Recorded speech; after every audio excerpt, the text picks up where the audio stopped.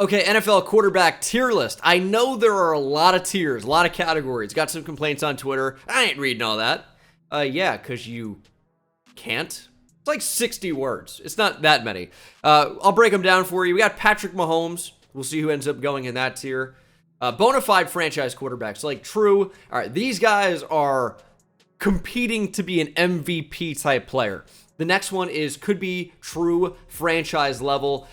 And not all of these tiers are exactly named perfectly. It's like when I did my realigning the divisions video and I had like AFC Florida and I had the Jags in Jacksonville. I had the Bucks in Tampa. I had the Dolphins in Miami. And then I think the Panthers got in.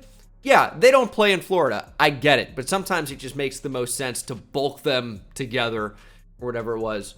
So it could be true franchise level. These guys could also definitely compete to be an MVP.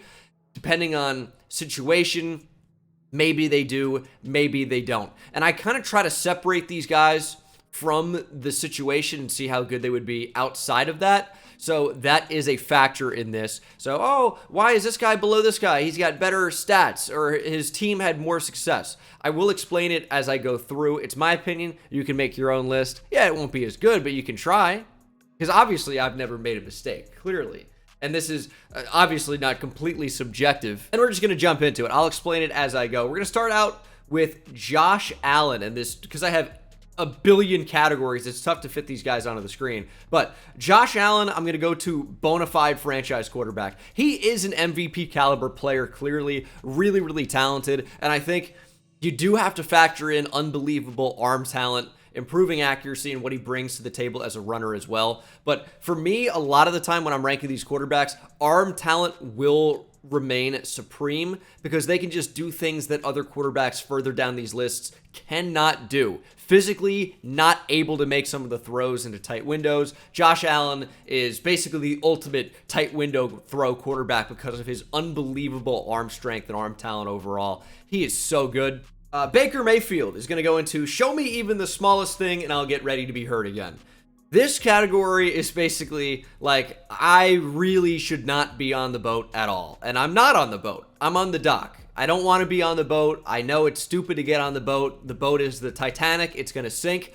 But wow, it's a good looking boat though. You got to admit, good looking boat. I've seen the boat be good before. And I could be tricked. I could be lured onto the boat. So show me anything and I'll be like, God, I'll buy back in again. It's stupid, but I'll do it. Joe Burrow, unfortunate injury, and 2023 might be bad for him because of the lower calf injury. Apparently, these are actually very serious nagging injuries that can really add up over time. Unless he's really rested properly, it could be an issue for him. I'm throwing him into bona fide franchise quarterback. Joe Burrow is a beast. He is kind of like the quarterback who defies what I would normally put into bona fide franchise QB because I'm in love with the unbelievable arm talent. Joe Burrow's arm strength is nothing crazy, right? His accuracy is so great. He does the little things. His pocket presence and mobility is phenomenal. His ability to improvise and make plays happen. He just has to be here. He's so talented and obviously one of the best quarterbacks in the league. This video is brought to you by Manscaped, the premium brand in men's grooming and hygiene. With football season getting ready to get back into full swing, I'm actually going to tell you about a different type of sack. The Manscaped Smooth Sack Summer. I'm going to tell you about the Ultra Smooth Package and their Boxers 2.0, which I'm actually wearing right now. You didn't need to know that, but it is true, so why lie? This kit involves an easy 3-step shaving system to help you buff, protect, and smooth your most sensitive areas with confidence. Step 1, the crop exfoliator. Just jump into the shower, apply this gentle liquid scrub to exfoliate the area, and preemptively help reduce ingrown hairs while shaving.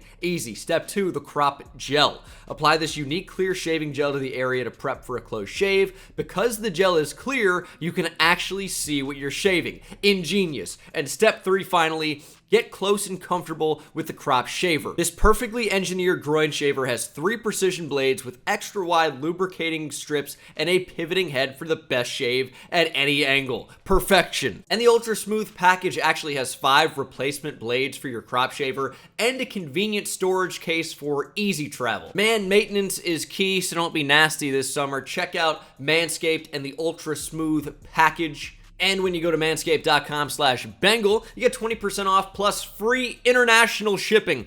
Whether you're in Topeka or Timbuktu, you get free shipping when you use manscaped.com/Bengal. So thank you to Manscaped for sponsoring the video. Next up, Derek Carr. Carr's tough. He could be anywhere as high for me for good enough with talent around them to, if I have to find, I guess. You know, it's ironic for a Carr. Struggles to keep drives going. It's I don't know. He's never been quite aggressive enough for my liking. And then when he is, he forces the ball into heavy traffic. It doesn't have the accuracy to make these throws. I just don't think Derek Carr is a true difference maker, but he's not one of these guys you have on your team and you're like, man, I would like anybody else right now.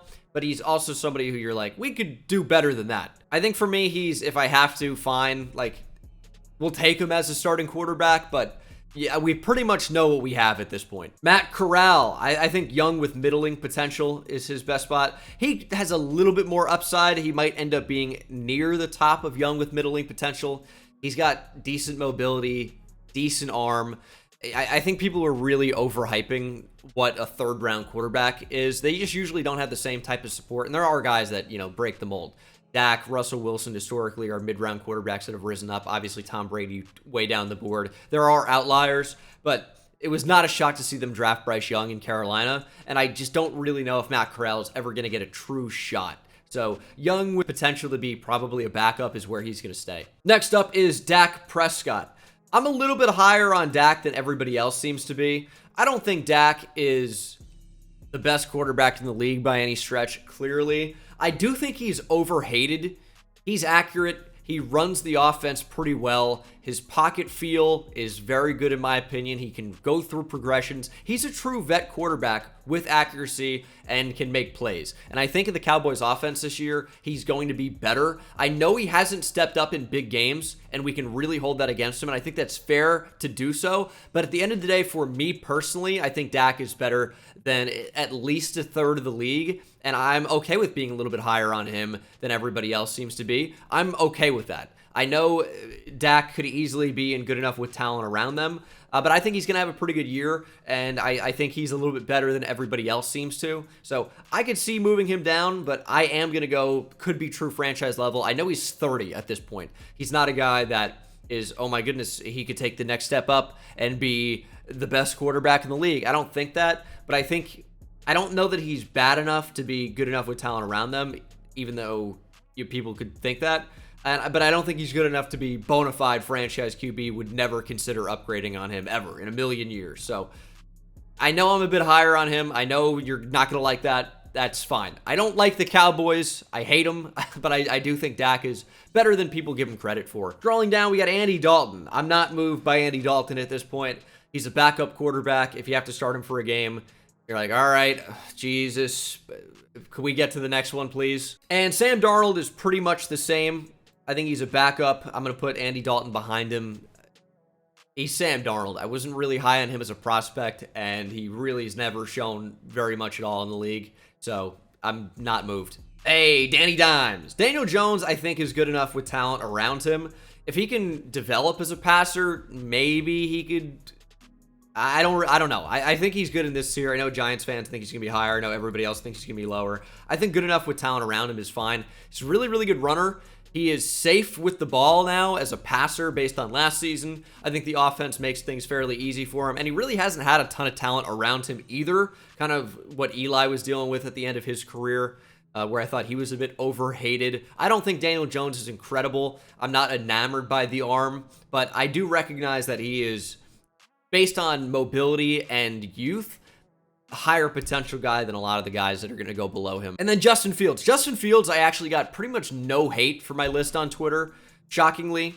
I'm putting him young with high potential. I definitely think Justin Fields could be as high as this, but I don't think he's quite there yet. He isn't there as a passer at this point. He's made some flash throws, no question, and he's an unbelievable runner. But for right now, he's young with high potential. There definitely is something there. I just need to see more development. I need to see more of Justin Fields to move him up. He's phenomenal, and I definitely would agree a bit too low, but he definitely is young with super high potential. He just fits the category too well. Geno Smith had such a great year last year. He is absolutely good enough with talent around him. I don't think he is a true franchise QB, but he was certainly deserving of that 3-year extension. I think he is not too far from Dak, so it seems like there's a weird difference in between that, and I get it. I just think there is separation there, and I really do like Geno, but I can't really put him into talented with question marks. I don't know that he's ever going to take the next step and be a franchise QB, but I do think Geno is quite good. And I like Geno a lot. I think he's one of the better quarterbacks in the league, clearly. Hey, the goofball, Jared Goff.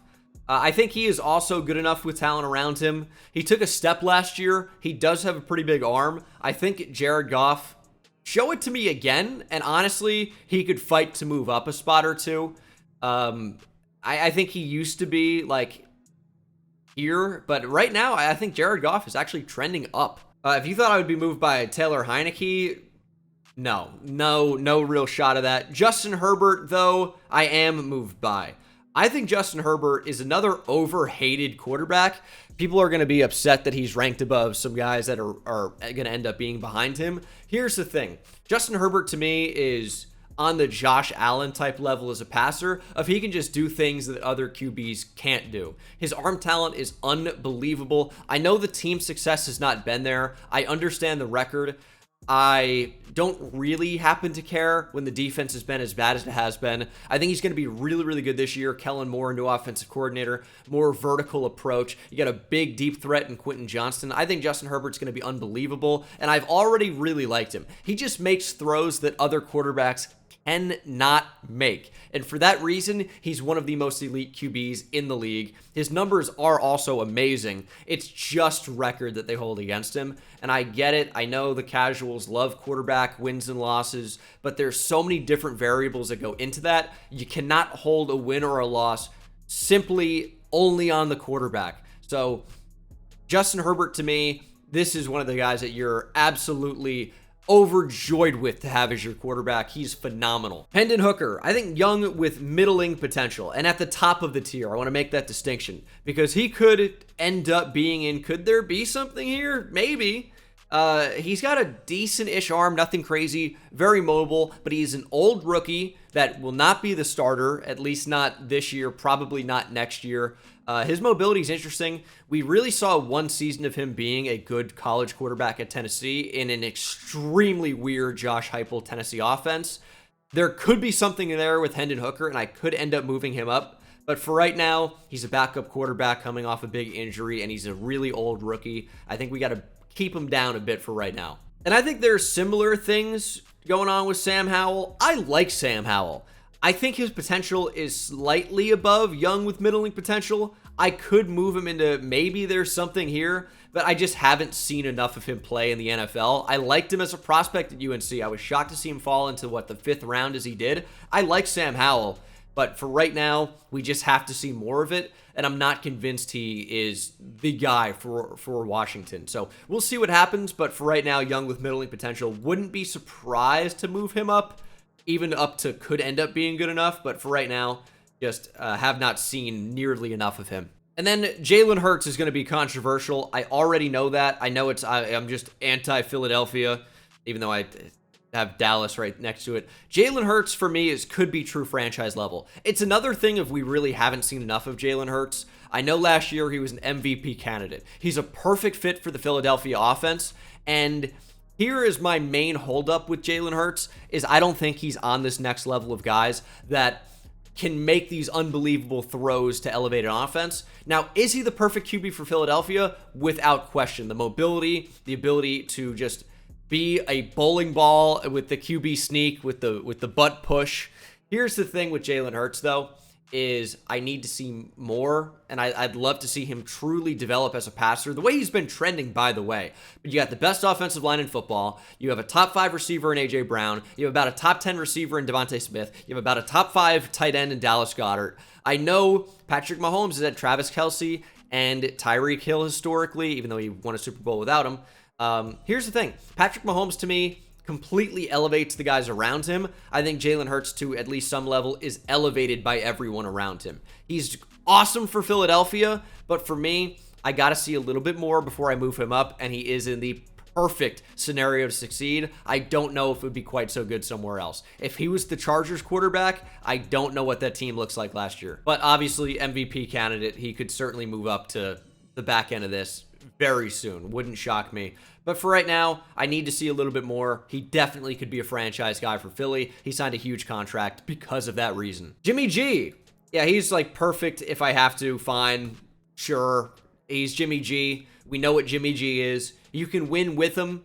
You're not going to win because of him. Kirk Cousins. Solid, dependable. He's not too far from Dak. So Dak kind of seems like the back end of could be a true franchise level. I just think there is a little bit of a difference. You could totally convince me to move Dak down or move Kirk up. But Kirk Cousins is like the definition of solid, dependable. If you get guys around him, you can win with him. However, I don't think he's going to be the guy that really takes your team to the next level. And I hate to look too much into it, but I think when guys like Justin Jefferson leave Kirk off their top quarterbacks list, well, I wonder why that could be. It's because Kirk isn't that guy. He's good. I like Kirk Cousins. I just don't think he is this definite answer for any franchise at QB. And I think he's good enough. You can win with him. We've seen the Vikings do it, but I don't know what your true ceiling is with him as your quarterback. Kyler Murray. Kyler Murray, is he better than Kirk Cousins? It's tough to say. They're different players. I think he's talented with question marks. We've seen this guy play at an MVP level. He was truly the MVP for a first half of the season a couple years ago. Big injury last year in 2022. He's going to be sidelined for at least some of 2023. He could be really good. He's got a big-time arm. He's obviously incredibly mobile and incredibly athletic. His height, I think, does hold him back. It limits these guys from being able to throw over the middle of the field, which is super important. And I like Kyler. I think he could end up rising or falling depending on how these next couple of years go, obviously. But for right now, he's definitely really talented. There are some unknowns with him, surely. Lamar Jackson. I love Lamar, dude. Lamar is so good. Injuries are a problem without question for Lamar Jackson. But when he's on the field, he is absolutely electric. And it's not just the mobility. I know it's going back to a little while now in 2019. He led the league in passing touchdowns for a guy that is a running back. Can't pass the ball. That's the narrative. He can certainly throw the ball. Now, is he the pinpoint accurate guy all the time? No, he's probably not. But he is certainly, definitely a good enough passer to be successful, especially with Mark Andrews, who just goes up and catches everything. His receiving threats really haven't been that amazing, and the offense has really been predicated on throwing to these tight ends. Now, new offensive coordinator, maybe it changes in 2023, we'll have to see. But I love Lamar Jackson. Health has just been the biggest thing for him. A couple of freak injuries, and people are always down on Lamar, but if I have Lamar Jackson as my quarterback on my team, I am not complaining for a second. And Todd Monken, the new Ravens OC, made Stetson Bennett look like a stud at Georgia, so we'll see what Lamar looks like in 2023. Will Levis. There could be something there with Will Levis. I mean, he was talked about as potential top 10 pick for a reason. I thought that was a little bit too high, but the arm talent is unbelievable. He played in a really awful system at Kentucky and lost all of his weapons in 2022. He was a much better quarterback in 2021. I know the numbers aren't amazing, but the arm talent is there. He's going to need a lot of development. Right now, he's a backup quarterback, but I think there could be something there with Will Levis. Jordan Love. I think he's young with high potential. I really liked him as a prospect coming out of Utah State. Didn't really have a lot of weapons there, but still performed. And then with Green Bay, he got an opportunity with an injury to Aaron Rodgers and carved up a really, really good defense on prime time. And I think Jordan Love could certainly be good in 2023 and blow people away based on where expectations are. They're about as low as they possibly could be. The weapons aren't there, really, and you're going to need to develop him. Way more reps as a starter, but I really like Jordan Love. Supreme arm talent, and by all reports, he's a guy who's got it going on upstairs mentally. I think he can end up being, up here if all goes well. But right now, he's definitely still really young, unproven, but I think super high potential despite what other people might think. Matt Jones, I think could end up being good enough. I think Matt Jones, to me, probably doesn't ever go above here, which is good enough. But right now, we haven't seen enough of it. He is young, and for the same reasons I'm holding other guys back, I think we're going to hold Matt Jones back. He definitely could end up rising, but for right now, I don't think he's young with high potential. I think he's young, but he's better than young with middling potential. He could end up being fine. Patrick Mahomes. Well, I do have a Patrick Mahomes tier. I guess it kind of makes sense just to throw Patrick Mahomes in the Patrick Mahomes tier. Yeah, I think we'll do that. Yeah, he simply is better than everybody else. I know if you're a Bengals fan, Joe Burrow's #1, or a Bills fan, well, Josh Allen's better than him. Patrick Mahomes is simply in a tier of his own. He is unbelievable until proven otherwise. He is in that tier of his own. Could things happen where guys catch up or he takes a step back? It's possible, but for right now, he is the top of the mountain and nobody else is. Did Matt Ryan retire? I mean, either way, he wouldn't move me. Or an offense down the field. I'm not moved by Matt Ryan. And I'm really not moved by Davis Mills either, but he is young. But he probably won't be anything. So young with middling potential. I know former top-rated recruit went to Stanford anyway. And that's a good school. If you're really smart, Stanford degree, means a whole heck of a lot. So they say. And he's an NFL quarterback, so he's not really going to a ton of use right now. I think he's probably just a backup. Kenny Pickett.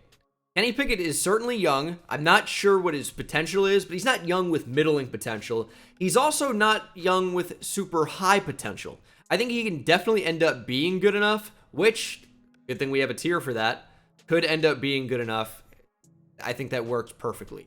I don't know that he's ever going to be a top 5 or top 10 guy, but he could get close to top 10. Brock Purdy, same deal. Brock Purdy could definitely end up being good enough. I'm not a super big Brock Purdy believer, admittedly, but his record is unbelievable with the 49ers. Here's the thing with Brock Purdy is I watched him so much at Iowa State and even last year with the 49ers. He's not actually super accurate.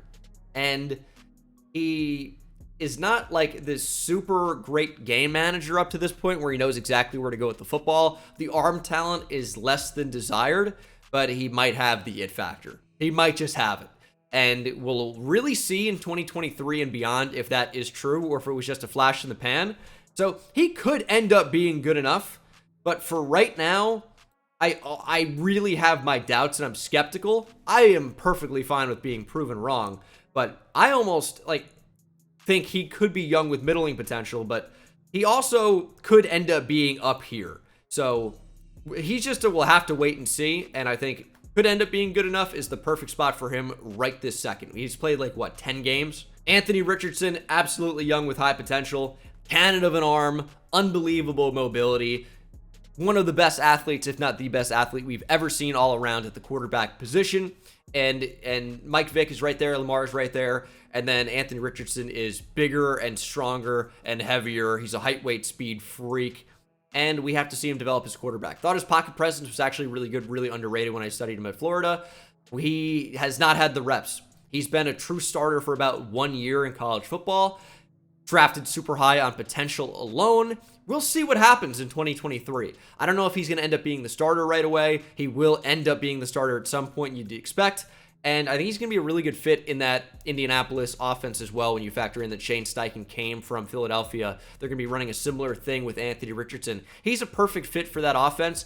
I think if Jalen Hurts can be an MVP level player, we could see Anthony Richardson do the same in that same offense in the next coming years. Now, the personnel in Indianapolis, very different than Philadelphia. And with Jonathan Taylor being a question mark, who knows what's going to happen?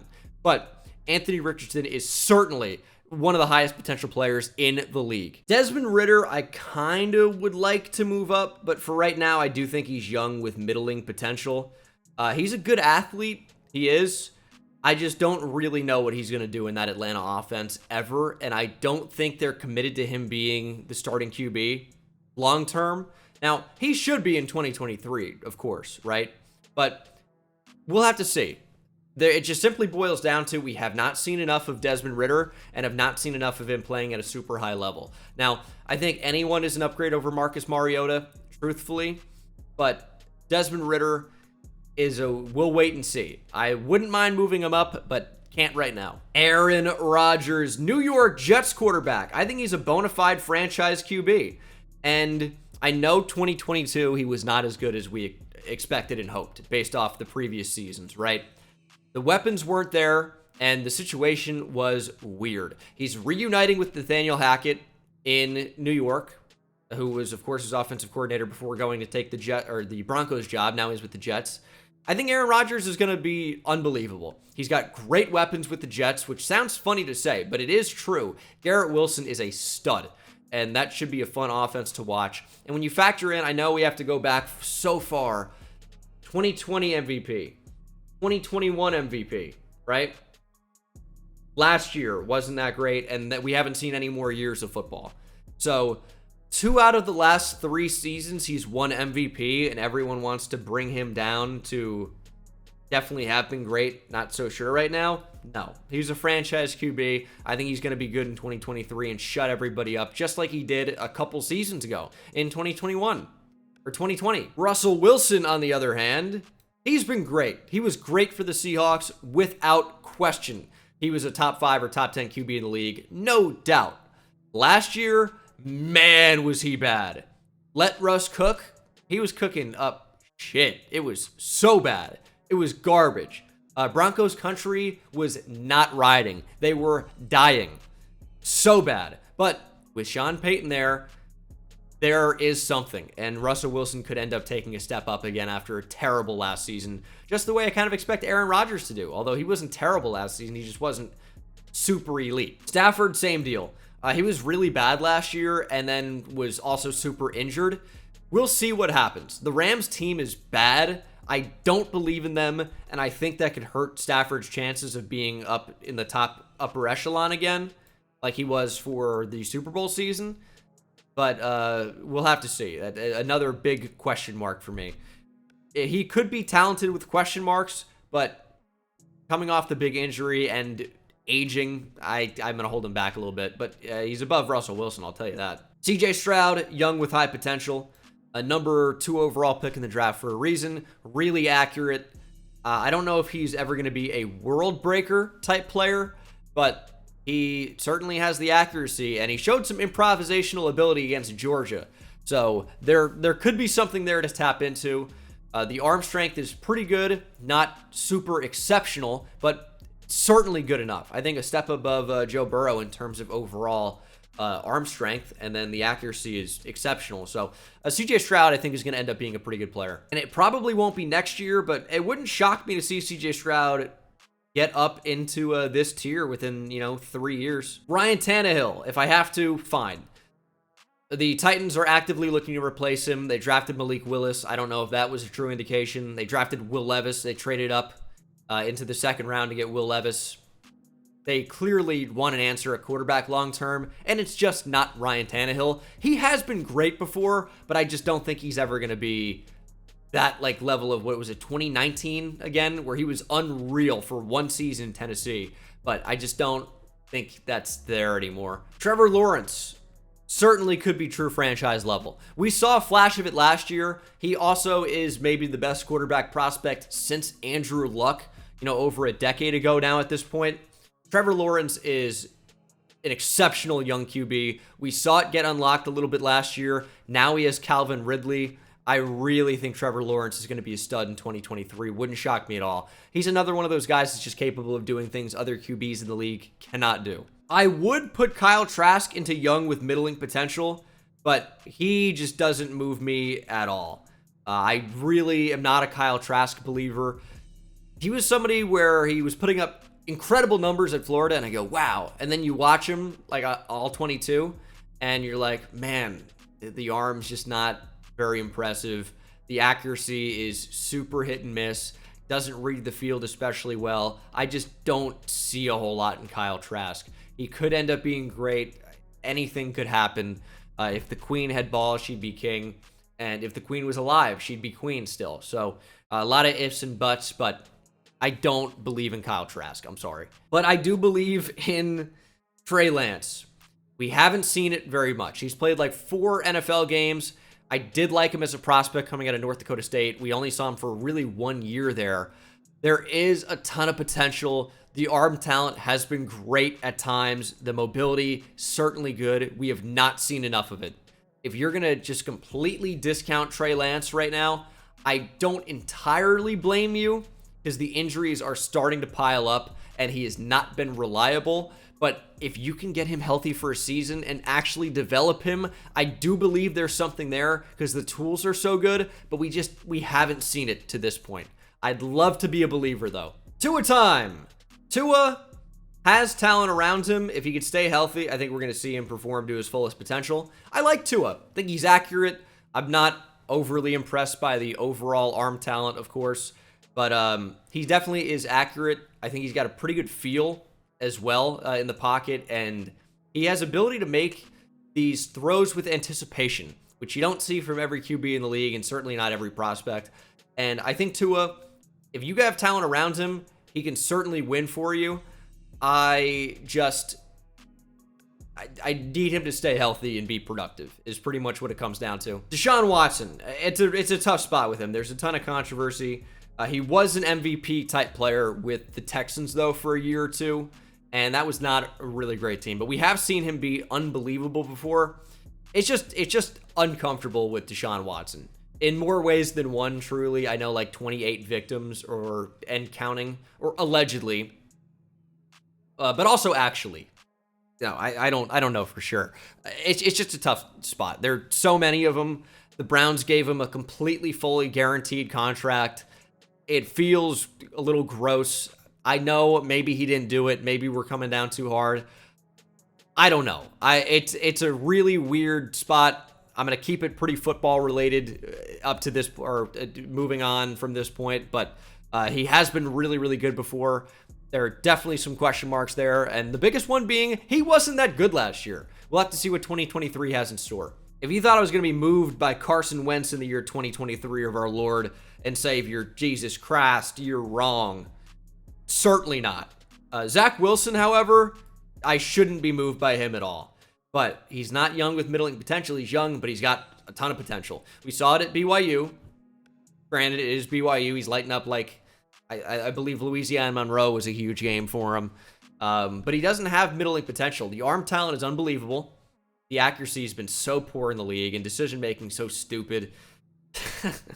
The athleticism is great, and I hate to do it. I've seen it, dude. I saw the vision at BYU. He lit up Houston, too. They were okay.